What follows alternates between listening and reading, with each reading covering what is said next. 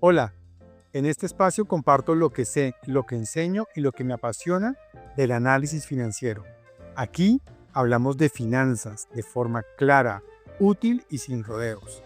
Aterrizamos conceptos complejos, con ejemplos reales, sin jerga innecesaria y con un enfoque 100% práctico.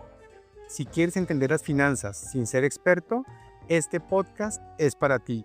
Y recuerda, bajo la lupa de un buen analista financiero, todo sale a la luz. Bienvenidos.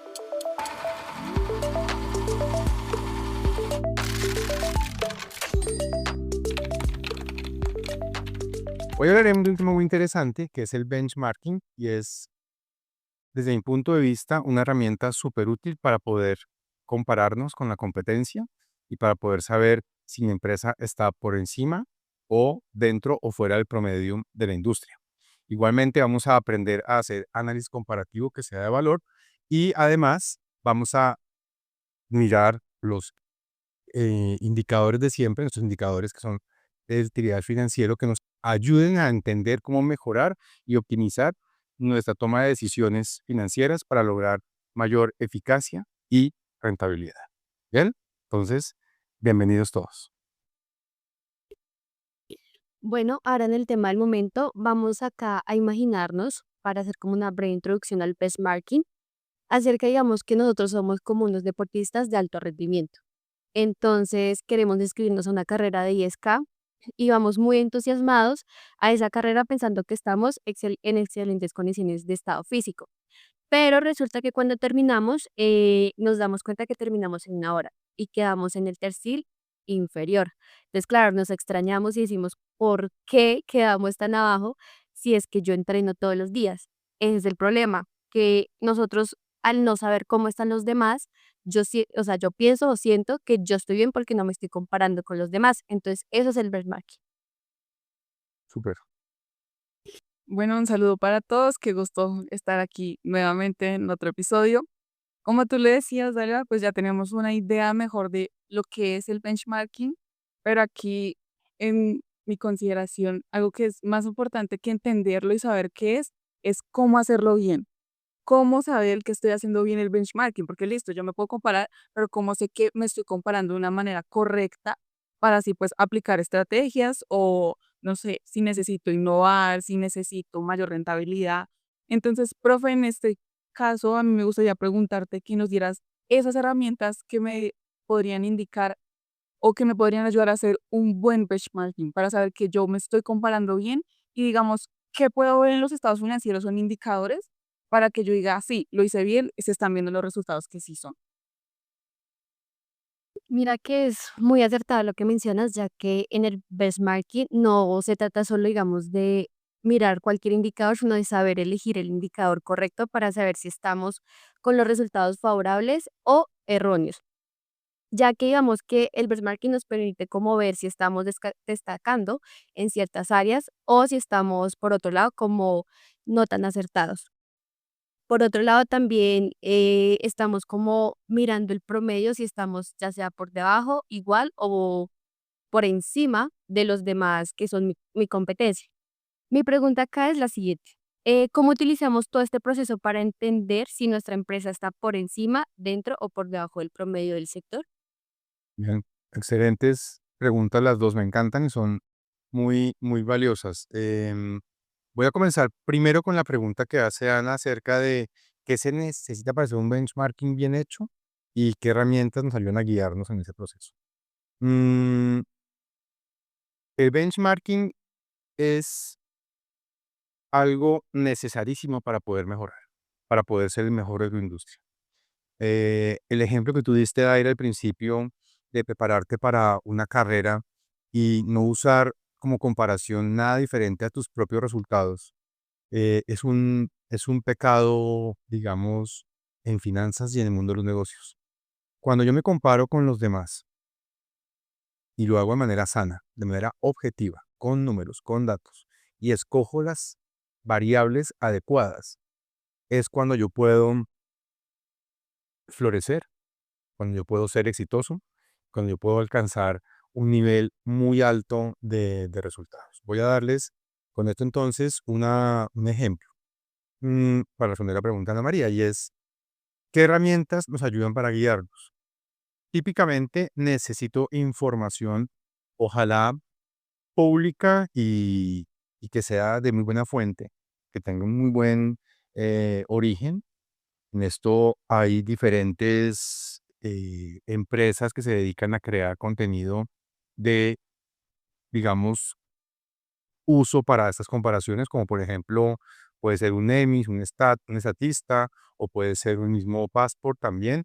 Y hay muchas otras, o sea, aquí puedo dejar por fuera a muchas otras. Yo utilizaría, porque digamos las conozco esas tres, y me parecen muy buenas, tienen indicadores que me sirven, y no solamente la información que me entregan, sino también lo que yo puedo hacer con esa información. Voy a darles un ejemplo que ya es muy cercano a todos nosotros porque lo hemos tratado acá en episodios pasados. Hemos hablado del éxito rotundo que ha sido en ventas y en su industria, el de uno, ¿sí? Y tenemos claro que ese modelo de negocio empezó siendo muy chico y, como lo hablábamos cuando hablábamos de las fuerzas de Porter, se metió por las grietas de la industria y hoy en día es un líder del mercado.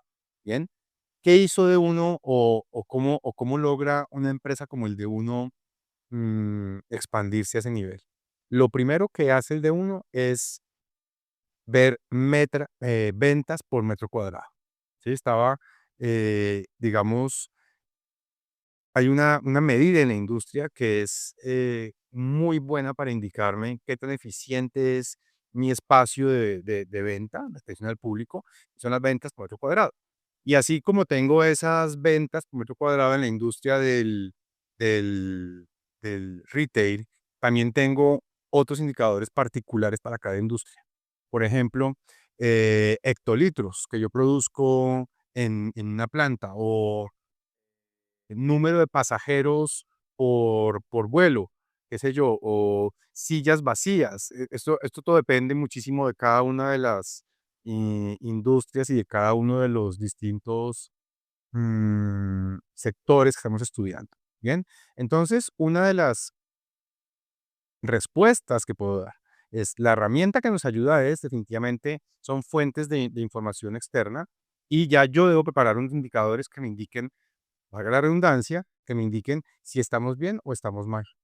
Y con eso saber cómo optimizar. Entonces, por ejemplo, el de uno toma y dice, ok, yo tengo tantas ventas por metro cuadrado, mi competencia vende tanto en tantos metros cuadrados, y yo qué tan eficiente soy comparado con mi competencia. ¿Soy más eficiente o menos eficiente? Y eso llega a atender un poco tu pregunta, y es cómo podemos saber que estamos dentro de la media, encima de la media o por debajo de la media, ¿sí? ¿En qué tercio estamos? Pues definitivamente necesito información. Los analistas financieros necesitamos información, y necesitamos información que sea muy buena, y preparar indicadores que de verdad nos digan si sí estamos en lo correcto o no. Bien, entonces en ese sentido, creo que es muy importante eh, preparar indicadores que sean objetivos y que no estén sesgados. Bien, así nos duela, ¿sí? Así yo como dueño o como inversionista de uno veo un indicador que me duele, digo, ok, ¿qué puedo hacer para mejorar ese indicador? Porque el indicador es, ¿sí? Es como el atleta. Oiga, me duele saber que hice este tiempo en un recorrido de tantos kilómetros cuando mi competencia lo hace en la mitad. ¿Qué debo hacer? Bajar de peso, entrenar más. Entonces, ¿me duele saberlo? Sí, me duele saberlo, pero ¿qué tengo que hacer? Y ya es tomar acción. Y claro, acá es muy importante esto, los cambios no llegan de la noche a la mañana, ¿bien? Apple no se convirtió en Apple después de un año.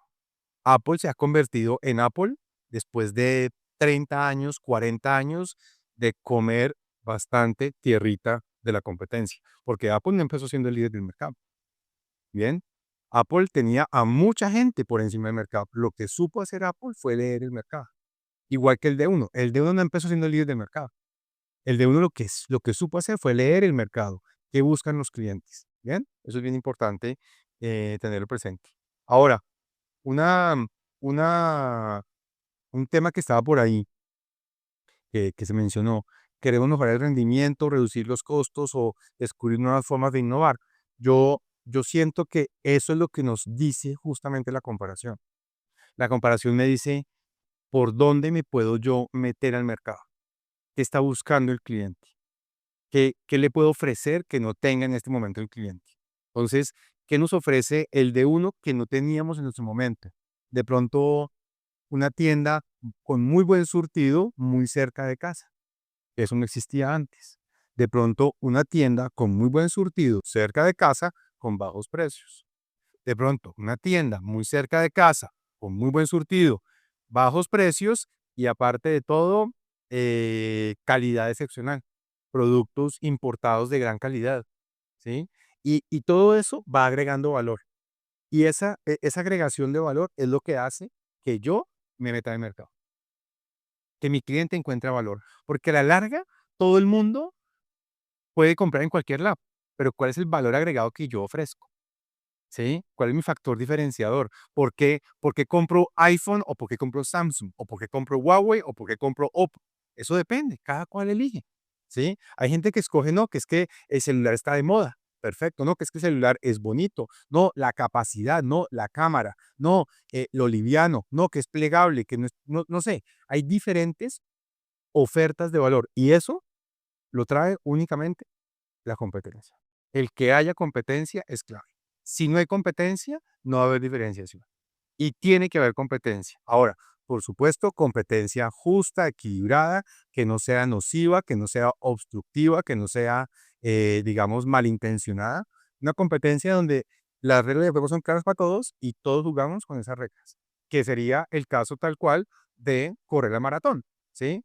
La competencia es clara, hay reglas, debes hacer esto. Ahora, si tú te enteras que tú entrenaste, no sé, un mes, hiciste una hora de recorrido mientras Ana María lo hizo en media hora, pero Ana María estaba con algún tipo de sustancia química que le permitía rendir más, eso sería absolutamente molesto para ti. Igual en la competencia, y para eso es el benchmarking, ¿sí? Para, oiga, esto está raro. ¿Cómo es posible, sí? ¿Cómo es posible que un competidor haga todo esto y yo aquí matándome? Y eso fue lo que a la larga destapó a Enron. Eso fue lo que a la larga destapa a los grandes genios del mal, ¿sí? Que, ¿por qué es tan bueno? No, es que yo soy bueno porque soy bueno. Y es que, eh, ¿sí? Hay trampas también.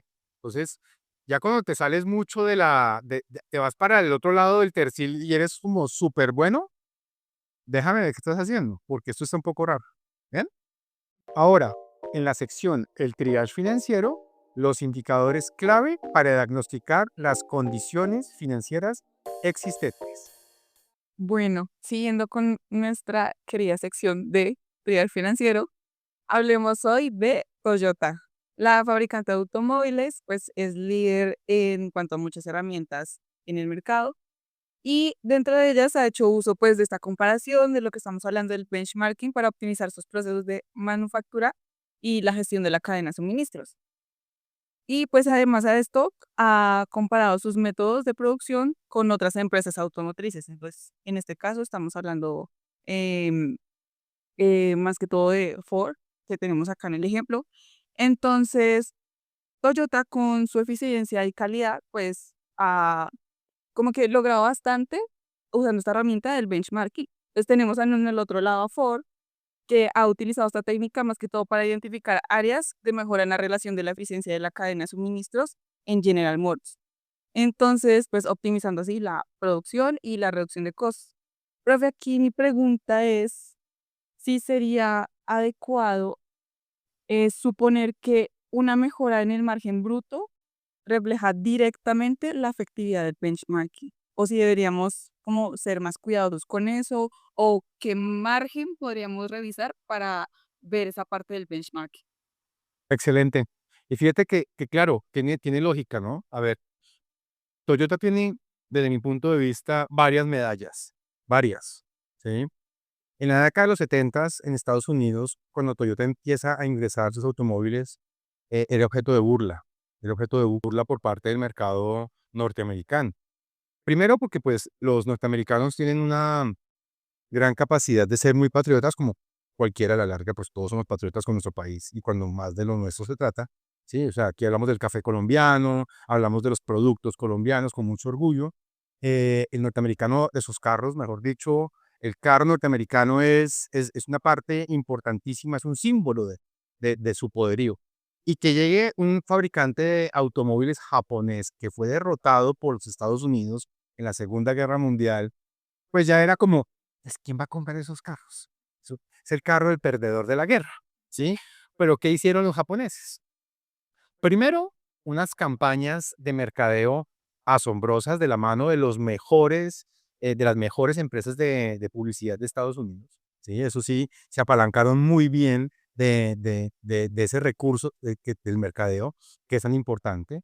Segundo, una vez más, se enfocaron en el cliente que quiere, ¿sí? Y eso es una regla, chicas, eso es una regla para cualquier negocio, el cliente que quiere. Ahora, obviamente, con ciertos niveles, porque si el cliente quiere que en la camioneta tengamos, no sé, eh, cosas imposibles de darle y va a ser un sobrecosto para mí y no me lo va a pagar, pues va a ser complicado.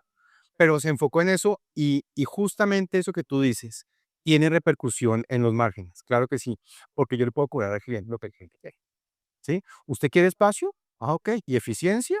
Ah, y también quiere, no sé, buen, no sé, un buen tablero de mando. Ok. Entonces Toyota, consciente de todo esto, fue que logró después de 30 años, más o menos, 30, 35 años, consolidarse como el primer fabricante de automóviles y el primer vendedor de automóviles en Estados Unidos. ¿Sí? Y no justamente con camionetas, vendiendo carros como por ejemplo el Toyota Yaris y el Toyota, se me olvida en este momento el nombre del otro, que me pasó, pues me fue, un sedán muy bueno, que la gente en Estados Unidos quiere mucho porque es un carro muy eficiente, ¿sí? Y no hablo de carros, hablo de carros de motor de combustión interna, no hablo de carros eléctricos, ¿bien? Inclusive, vean Toyota lo precavida que ha sido con el tema de el automóvil eléctrico. No se ha mandado de cabeza el automóvil eléctrico. Toyota sigue diciendo, venga, déjenme ver qué está pasando acá, porque ellos tienen una manera de abordar el mercado de automóviles muy distinta a los demás. Entonces, claro, yo no solamente estudio el mercado y miro qué le puedo ofrecer a mis clientes, sino que además, si eso que le puedo ofrecer se lo puedo cobrar. Okey. Porque si te lo puedo cobrar, pues te lo cobro y mi margen se sube, ¿sí? Y te lo pagan con gusto. Porque es que, y lo hablábamos justamente con un conductor de taxi en días pasados, él tiene, me contaba que él compró una Toyota Fortuner hace no sé cuántos años, modelo 2014, y me dijo, para que se me dañe ese carro, tienen que pasar cosas muy extrañas. Y es verdad, son automóviles con muchísima durabilidad, que no se les daña nada. Bien, entonces, y por eso son tan apreciados en estas latitudes, porque son carros resistentes, amplios, fuertes, en buen consumo, en fin. Entonces, sí, yo puedo definitivamente trasladarle eso a mi cliente, el cliente me lo va a pagar, mi margen se va a ampliar, yo voy a ser rentable. Si no, se va a reducir mi margen y no va a ser rentable. Y debo poder hacer. Y el benchmarking me ayuda a eso, a compararme con, ok, ¿qué tiene este carro, esta marca? ¿Qué tiene esta otra? ¿Qué tiene esta otra? ¿Por qué están comprando esta marca mis clientes y no la mía? Mm, ¿Qué pasa? Que entra un cliente a la vitrina, ve el carro y no vuelve a comprarlo. Todo eso lo estudia, todo eso lo estudia, ¿sí? Y inclusive te pueden hasta encuestar, a veces te llaman. A mí cuando estaba comprando carros hace muchos años, me llamaron, oiga, ¿usted por qué no compró esta marca? Y yo les dije, no, es que es muy caro. O sea, sinceramente, se me salió el presupuesto. No, pero venga, que la financiación, y era un carro japonés, no era un Toyota, era un carro japonés. No, no sé qué, entonces te investigan. ¿Y qué hacen? Ellos diseñan formas de, ¿sabe qué? Si nuestro problema es el costo, pues aliviémosle ese problema al cliente. Entonces no le demos financiación a 5 años, démosle financiación a 8 años y, no sé, mantenimientos gratuitos los primeros 3 años. Cosas de ese estilo, Okey. ¿sí? Fíjense, por ejemplo, que Kia, ¿cómo rompe mercado Kia? Kia es de los primeros coreanos, fabricante coreano de automóviles. Kia es de los primeros que hoy ofrece 50.000 kilómetros de garantía o hasta más, no me acuerdo bien. En su entonces, eso en Colombia, hace 20 años, eso era como 50.000 kilómetros de garantía, que es esta maravilla, ¿sí? Y eso a la gente le llama la atención, ¿verdad? Entonces, eso es muy importante a la hora de yo tener un producto, hacer un benchmarking. ¿Qué busca mi cliente? ¿Qué necesita? ¿Qué le puedo ofrecer? Y con eso es que yo rompo mercado. Ok, entonces en este caso sería como, sí, fijarse más en el margen bruto, puede ser. Sí, claro, entonces vámonos al triage financiero. Sin lugar a dudas, eh, necesito revisar siempre mis márgenes porque no puedo ofrecer a mi cliente lo que no le puedo cobrar. ¿Listo? Y si no se lo cobro de una forma, se lo tengo que poder cobrar de otra. Y les voy a hablar de formas de otras maneras de cobrar. Pues si no se lo puedo cobrar en el precio del vehículo, se lo cobro en mantenimientos. Ok. ¿Sí? Ahí yo me enteré este fin de semana que estábamos conversando con gente que pues tiene automóviles, digamos, de alta gama. Yo no me muero por un automóvil de esos, me parecen interesantes. Me contaba que el cambio de la batería le costaba 2.500.000 pesos. Y yo hacía 3 meses de cambio de la batería del carro y nos había costado 400.000 pesos.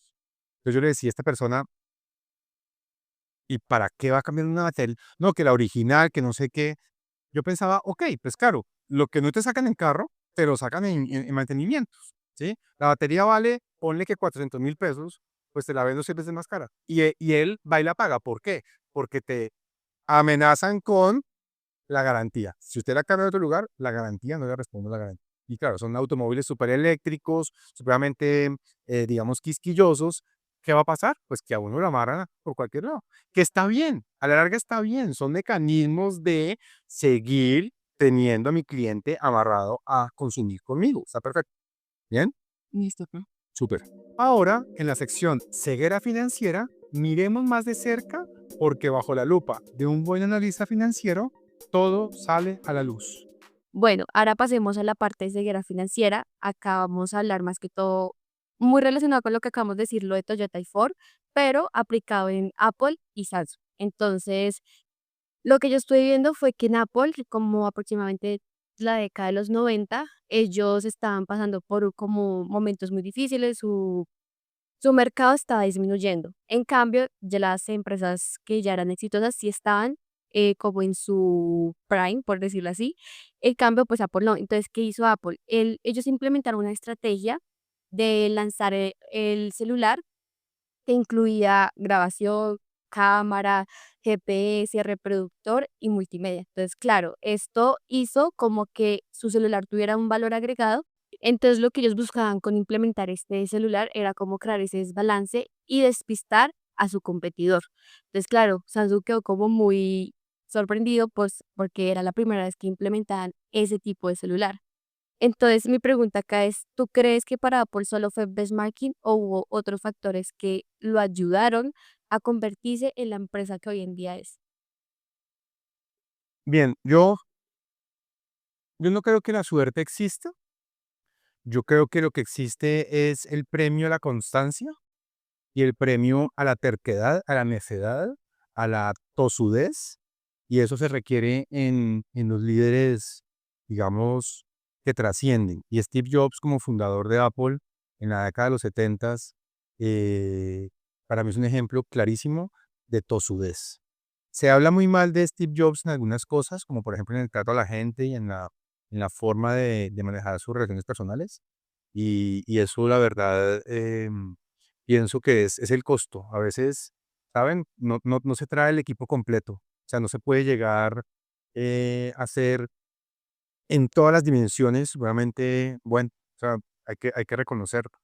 No todos los líderes de empresas son muy buenas personas, por muchas razones. Pero Steve Jobs sí hizo algo importantísimo y fue eso que tú dijiste en los 90 y fue estudiar la competencia. Pero más allá de eso, lo que le salió bien fue plantearse el objetivo claro de, una vez más, observar al cliente. Él observaba que sus clientes tenían un dispositivo con la agenda, una cámara de fotos, reloj, eh, aparato de música, y él decía, cargar todo esto es un rollo. Esto hay que hacer algo al respecto, ¿sí? Y él fue el promotor de una idea de sacar el dispositivo que, si mal no estoy, en el año 2009 se hace el primer lanzamiento del iPhone, si mal no estoy. 2007. ¿2007? Sí. Listo. Me pifié por 2 años, lo cual está bien. 2007 sale el primer iPhone y no es de extrañarse que sea en 2007, porque, claro, ya viene un rezago grande de muchos temas de tecnología y él logra con sus proveedores, porque lograr sacar un dispositivo de esos requiere trabajo con sus proveedores. Necesito que me haga esta pieza así de grande, no se puede. Al mes siguiente, así de grande, no se puede. Al año siguiente, así de grande, no se puede. Hasta que por fin se puede. ¿Qué fue lo que le pasó una vez más a Enron? Enron tenía la idea de transmitir por internet las películas, pero no se podía. ¿Por qué no se puede? Porque no había ancho de banda para hacerlo. ¿Sí? Hoy en día sí se puede. Entonces, el tema con Apple, y me regreso a esto, es que ellos se trazaron una meta como un derrotero de sacar ese proyecto adelante y sacarlo, y sacarlo, y sacarlo. Y eso es clave en una empresa cuando quiere salir adelante. Entonces, no solamente es el benchmarking, también es plantearse el objetivo. O sea, mi competencia hace esto, yo voy para allá y voy integrando, y voy integrando. ¿Y qué hacía Samsung? Samsung en la década de los 70 hacía aparejos de pesca en Corea, hacía anzuelos y temas para la pesca. ¿Sí? Y aquí ya lo hemos hablado antes, ¿sí? Cómo diferentes empresas se han ido metiendo en tecnología porque sí, empezaron por otras ramas de la vida, ¿no? Entonces, no solamente es el tema del benchmark, que yo me compare con la competencia y ver qué está haciendo, sino también qué está haciendo y para dónde tengo que ir yo y ver a mis clientes. Y fíjense que esto, a la larga, es la sumatoria de qué factores, de todas las fuerzas del modelo de Michael Porter. ¿Sí? O sea, es eso. Es integrar, es mi relación con proveedores, es entender a mi cliente, es ver cómo es mi competencia, cómo funciona el tema de los sustitutos, qué puedo reemplazar por, ¿sí? Y eso mismo lo hemos hablado acá. Por ejemplo, traigo un caso, que es el caso de Starbucks, que también me encanta, y cómo Starbucks logró observar a su cliente y ver por qué la gente deja de tomar café. Y el señor Schultz dijo, es que no toman café porque les toma mucho tiempo llegar a un café. Entonces no van hasta allá, se quedan acá. Entonces, si el problema es tiempo, la solución es tiempo. ¿Sí? Eso es como, hazte la pregunta de cuál es el problema. El problema es el azúcar, no es para la solución, pues que algo que sea dulce, pero que no sea azúcar. Y así con todo. ¿Sí? Si el problema es cargar 5 dispositivos, la solución ¿cuál es? No cargar 5 dispositivos, carguemos solo uno. ¿Sí?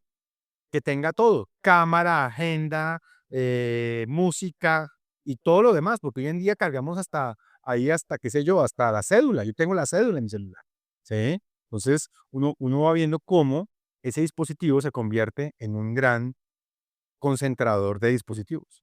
Y eso ocurre gracias a haber leído a la competencia, pero también las fuerzas de Porter, que eso es bien importante. Y el benchmarking es importantísimo dentro de las fuerzas de Porter. Bueno, profe, para ir cerrando, ¿cómo podríamos resumir todo este tema o en qué lo podríamos compactar para que le quede el mensaje a nuestra audiencia? Claro que sí, bueno, yo creo que aquí hay varias cosas importantes. La primera de ellas, que mal hago yo en querer competir mirándome el ombligo. Tengo que mirar a todo el mundo, ¿sí? Tengo que salir de sacar la cabeza del hueco como la avestruz, sacar la cabeza del hueco y ver la competencia que está haciendo. Y si la competencia está poniéndole, qué sé yo, reggaetón a los videos de análisis financiero, pues no es que yo vaya a poner reggaetón, ¿sí? Pero si de pronto puedo ponerle un poquito más de chispa, le pongo un poquito más de chispa, ¿sí? Si la competencia le pone a los automóviles transmisión lo que sea, le pongo transmisión lo que sea. Y entender a la competencia me ayuda también, o lo hago mejor también, entendiendo a mi cliente. Porque no todos consumimos lo mismo. ¿Sí? Hay gente que consume Toyota, hay gente que consume Nissan, hay gente que consume Volvo, hay gente que consume Renault. Y cada uno de ellos tienen unos clientes súper definidos. ¿Sí? Mi cliente, ¿qué es? ¿Qué le mueve la tripita a mi cliente?